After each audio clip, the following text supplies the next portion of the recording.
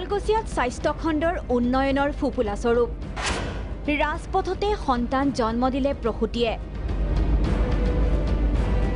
প্ৰসৱ বেদনাত অত্যাধিক চিঞৰ-বাখৰ কৰাৰ বাবেই এগৰাকী প্ৰসূতিক সিভিল হস্পিটেলৰ পৰা মেডিকেল কলেজ হাস্পতাললৈ ৰেফাৰ কৰিলে চিকিৎসকে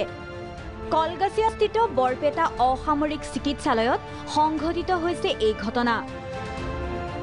যন্ত্ৰণাত ছটফটাই থকা প্ৰসূতিগৰাকীয়ে হাস্পতালৰ পৰা ওলাই আহি বৰপেটা মেডিকেল কলেজলৈ যাবলৈ গাড়ীৰ অপেক্ষাত ৰৈ থকাৰ মুহূৰ্ততে জন্ম দিলে এটি সন্তান চিকিৎসকৰ কাণ্ডজ্ঞানহীনতাত স্তম্ভিত সচেতন মহল নাৰ্ছ আৰু ডক্টৰসকলে সেই ৰোগীটোক মানে ৰেফাৰ কৰিছে বুলি হস্পিটেলৰ পৰা ওলাই দিছে কিন্তু দুৰ্ভাগ্যজনক বিষয় যে ওলাই দিয়াৰ 5-10 মিনিট পিছতেই হস্পিটেলৰ বাহিৰতে সেই ডেলিভাৰী পেশেন্টটো প্ৰসৱ কৰিছে তাক বেটাৰ পাৰ্টিক ভালকৈ ক'লো যে তহঁতে বৰপেটাত লৈ গ'লে ভাল হ'ব সিজাইন লাগিব পাৰে এনেকুৱা অৱস্থাত শিশু আৰু প্ৰসূতিৰ সুৰক্ষাৰ ক্ষেত্ৰত চৰকাৰে বিভিন্ন আঁচনি ঘোষণা কৰিলেও দায়িত্বজ্ঞানহীন বিষয়া কৰ্মচাৰীৰ বাবে দুৰ্ভোগ ভুগিছে ৰাজ্যবাসীয়ে ব্যাহত হৈছে চৰকাৰৰ অভিলাষী আঁচনি